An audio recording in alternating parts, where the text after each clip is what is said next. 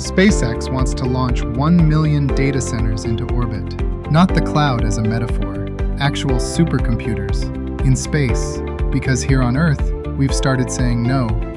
Hey, welcome to Confessions of a Tech Optimist. I'm David. The idea of this show is simple. I believe technology makes our lives better, and then I go looking for the reasons I might be wrong. Usually I bring in a guest to do that to me. Today it's just me because this story, honestly, I needed to sit with it alone for a bit.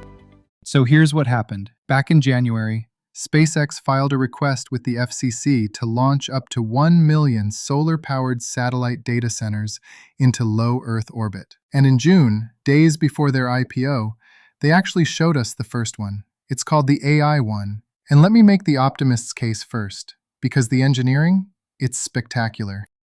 Picture this, a satellite 70 meters wide, tip to tip, solar panels drinking in sunlight almost constantly, because up there, depending on the orbit, the sun never really sets. It generates around 150 kilowatts at peak, radiates its waste heat straight into the cold vacuum of space, and links to other satellites by laser. Musk says it actually reuses a lot of the Starlink technology they've already built. He called it simpler than a Starlink satellite.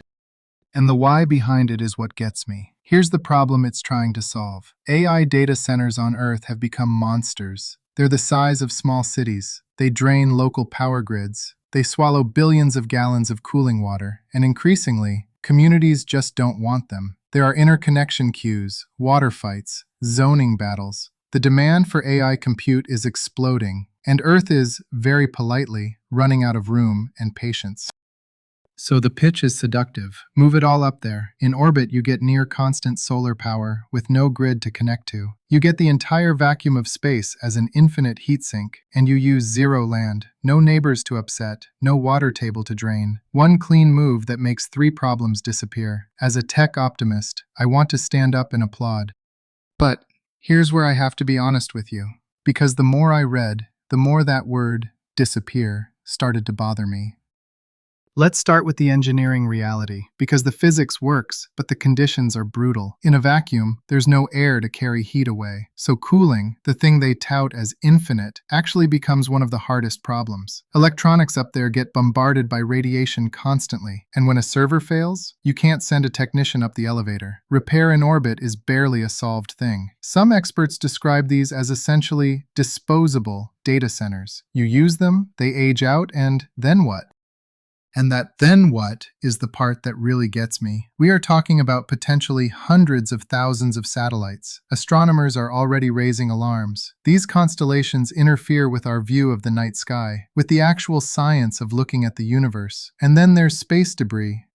Every object up there is a collision risk, and a bad enough cascade could make whole orbits unusable. We have a word for that nightmare scenario, Kessler syndrome. We'd be solving a compute problem by gambling with the orbits themselves. And let me steelman my own doubt here, because there's an economics catch too. Even people close to this admit that, right now, the economics are, quote, marginal. The whole thing depends on Starship flying reliably and launch costs collapsing. Google's own feasibility study suggested space data centers might make cost sense, around 2035. So part of what we saw in June wasn't just engineering. It was a story, a beautiful IPO-time story about a future that isn't here yet. So here's my confession. When I first saw the AI one, I felt pure wonder, and I still do, a little. But underneath the wonder, there's something I can't shake. We didn't actually solve the AI energy problem. We found a place far enough away that we could stop arguing about it. The power draw, the heat, the resource cost, it doesn't vanish. It just moves somewhere we don't have to look at it. Out of sight, out of the zoning meeting, out of the conversation. And that's the pattern I keep noticing in tech, the one I have to be honest about, even as an optimist. Sometimes, innovation is genuinely solving a problem, and sometimes, it's relocating the problem somewhere with less resistance. Earth said no, so we're pointing at the sky. The engineering is real, the ambition is real, but so is the question of whether we're fixing the mess or just launching it. Now, am I saying don't do it? No. I think orbital compute might genuinely become a real, useful layer of our infrastructure someday. The sun really does shine up there 24/7. That's not nothing. But I want us to walk in with our eyes open, about the debris, about the night sky, about the fact that somewhere else is still somewhere. So here's my one ask for you this week. Next time someone says a technology makes a problem go away, pause and ask where exactly it went. Because it almost never disappears. It moves. And knowing where it moved, that's the whole game. That's my confession for this week on Confessions of a Tech Optimist. If it made you look up at the sky a little differently tonight, good, that means it worked. Subscribe on Apple Podcasts or Spotify, leave a review, and share this with the person who still thinks the cloud is just a metaphor. Soon it might be a constellation. I'm David. See you next time.